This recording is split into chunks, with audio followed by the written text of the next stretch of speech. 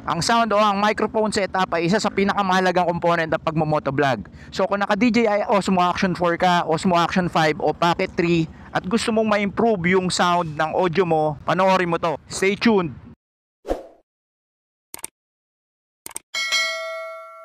Bali dito sa vlog na to, pakikita ko pala sa inyo kung paano ko sinetup tong DJI Mic Mini dito sa loob ng helmet ko. Ayan, bali makikita nyo lang dito, wirelessly nakakonect na siya. Dito nanggagaling lahat yung mga sound ng audio natin. Yan yung gamit nating motor, ADB 150. Bali naka Bamos na pipe na siya, modified pipe na yan.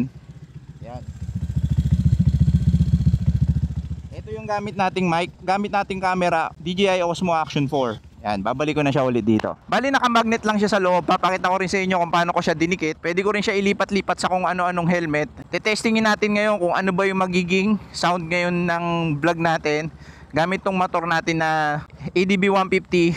Tetestingin din natin ito mamaya gamit naman yung big bike para sa high speed. Pag naka DJI Osmo Action 4 ka kasi compared sa GoPro, ang pinaka-advantage nito is pwede ka nang mag-connect wirelessly ng mga DJI mic like this one, DJI Mic 2. And then itong pinakabago nating DJI Mic Mini.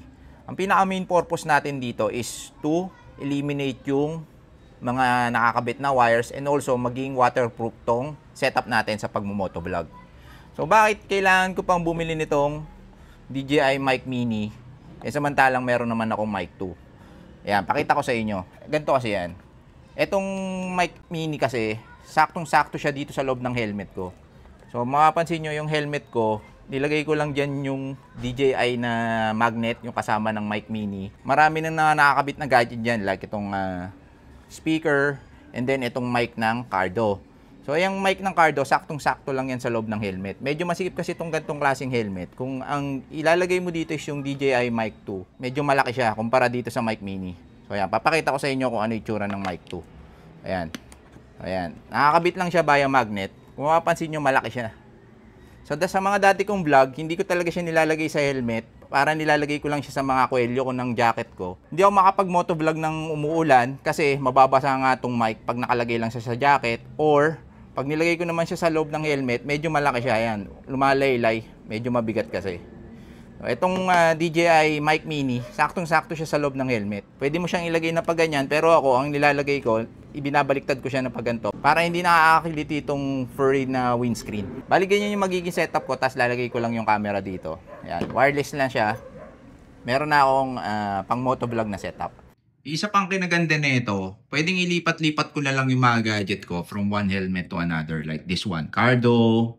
Ayan, lipat ko lang yan dyan, yung camera, and then yung mic, ililipat ko lang dyan, simpleng-simple. Hindi ko na kailangan pa mag-setup ng mic dito sa isa kong helmet. Gagawin ko lang, ililipat ko lang yung wireless mic dito sa kabila. Ganun lang kasimple, mga sir. Bali, ang setup na gagawin na natin ngayon, pakikita ko sa inyo pag paano nakasetup to dito sa helmet ko. Ayan, ganyan lang kabilis guys. Ilalagay mo lang na ganyan, hindi na malalanggal yan kasi nakamagnet yan dito, tsaka nakaklip. Ayan, tapos na try naman natin, ililipat natin siya dito mamaya. Dito, pakikita ko sa inyo kung ano yung itsura niya pag nilipat. Yan, ganyan lang kabilis guys. Bali, tatanggalin mo lang yung clip. Naka-magnet lang siya. Ganito yung itsura niya pagka sinetup dito sa harap ng handlebar natin, dito sa handlebar mount. Ayan. And tapos tignan natin kung ano yung magiging resulta ng audio. Okay, sakay na tayo dito sa motor. Pakita ko sa inyo kung ano yung magiging resulta nitong audio na to. Bali, ang setup natin ngayon is naka -12 tayo na gain sa dB. And then naka-low noise reduction para marinig nyo pa rin yung environmental sound. Bali ngayon nakataas yung helmet ko. Ayan, tingnan natin. Hindi ko alam kung naririnig nyo pa rin yung tambucho ko dito sa vlog na to. Ang goal natin is marinig yung environmental sound. And also marinig tayo ng klaro dito sa microphone na nasa loob ng helmet natin nang hindi nagkiklip yung audio. Bali nakabukas yung helmet natin, subukan naman natin isara. Yan, bali yan, nakasara na yung helmet natin ngayon. Atakbo tayo ng mga 60, 70, 80 dito sa Taguig. Shoutout sa inyo kung alam nyo tong lugar na to. Bali nararamdaman ko na dito sa helmet ko, medyo malakas na yung hangin. Ang isa rin pala sa kinaganda nitong kantong klaseng setup, Kung mapapansin nyo, nalilipat-lipat ko yung camera dito sa helmet ko and then dyan sa handlebar mount nang walang kahirap-hirap, mabilisan lang. So hindi mo na kailangan ng 360 camera kung gusto mo ng ganitong klaseng POV and gusto mong helmet mount na view. Ilipat-lipat mo lang siya, bali nakatipid ka na, isang camera lang yung gagamitin mo. Hindi mo rin kailangan ilipat-lipat yung mic kasi dati hindi mo magagawa yun sa mga GoPro kasi dapat ang gamit mo doon wired mic. So meaning pag wired mic ka, yung camera mo naka-attach doon sa microphone sa loob ng helmet mo, hindi mo siya pwedeng ilipat-lipat katulad nitong ginagawa natin.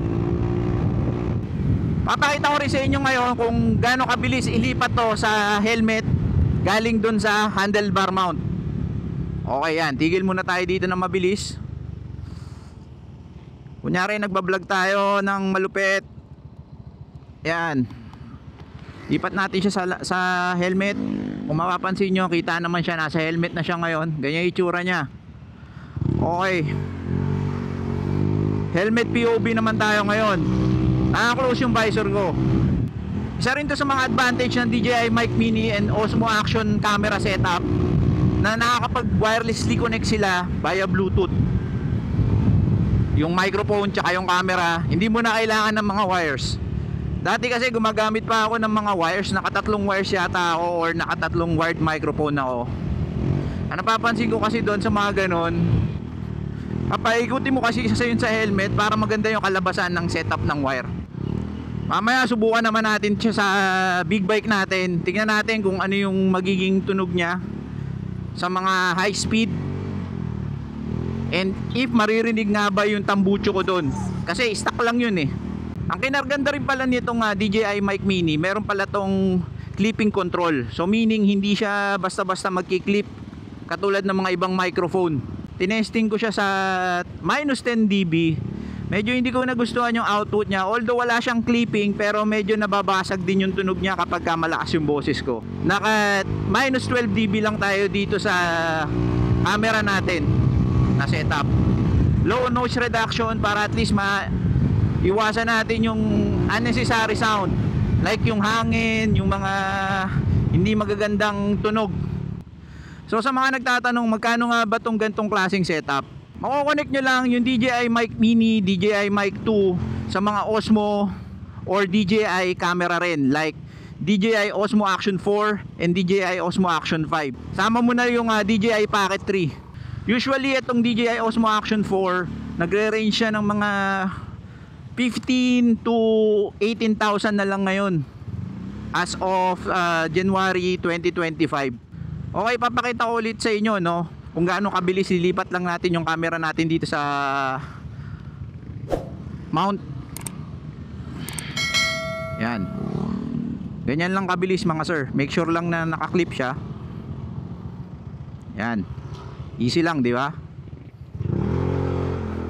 Tapos ito namang DJI Mic Mini, nagkakahalaga siya ng around 2 to 3,000 pesos itong microphone lang. Mamaya punta tayo dun sa C5, testingin natin sa high speed gamit yung big bike. Stay tuned. Okay, testing naman natin ngayon dito sa big bike natin, Triumph 660cc 3-cylinder na big bike.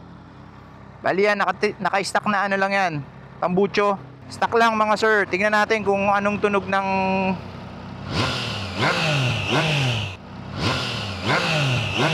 yan, bali ganyan yung tunog niya. Pwede rin natin siya ilipat dito mamaya.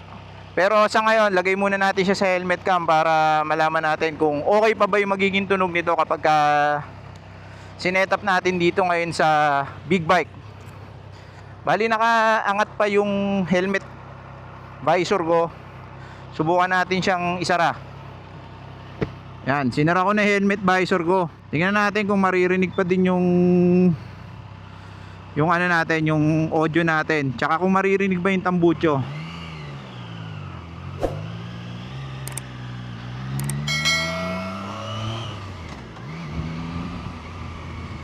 Hindi ko pa pala nagagawan to ng vlog tong motor ko. Medyo minamaster ko pa kasi, pero so far mga nasa 1,500 na rin yung tinakbo natin dito sa big bike. Sa tingin ko medyo master ko na siya. Mabagal-bagal lang to eh.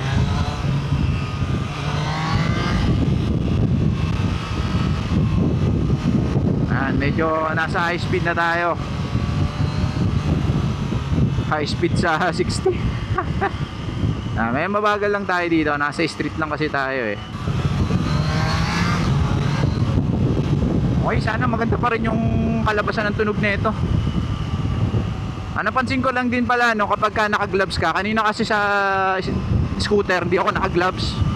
Pag naka-gloves ka talaga medyo mahirap pag setup ng camera at ng mic.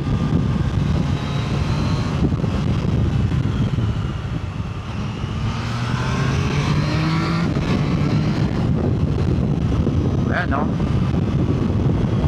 yung okay lang naman. Pero ang malalaman natin dito kung maganda pa rin ba yung tunog nito pagka labas na ito sa editing. Sana maganda pa din para matapos na tong paghahanap natin sa pinakamagandang setup sa pagmo-motovlog para mas lalo tayong ganahang gumawa ng content. Yan, katulad niya, may ambulansya. Hindi ko lang alam kung naririnig pa to sa camera natin. Pero ang goal kasi natin dito is dapat naririnig pa rin yan kahit papaano, pati yung tambucho ko, para maganda yung kalabasan nitong vlog natin, para talaga kayong sakay dito sa motorsiklo.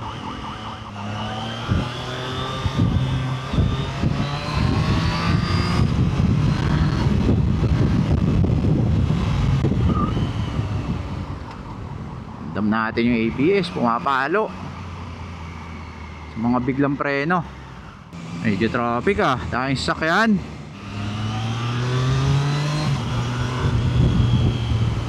Yan, ganito sa highway. Testingin din natin to sa mga expressway, kasi sa mga susunod na vlog natin, ito na yung gagamitin natin palaging pang audio. Hindi ko rin naman masyado gagamitin tong DJI Osmo Action 4 sa harap, kasi meron naman tayong yun sa 360. Yan, naririnig nyo ba yung bomba? Ano? Ano? Madyot pa tayo.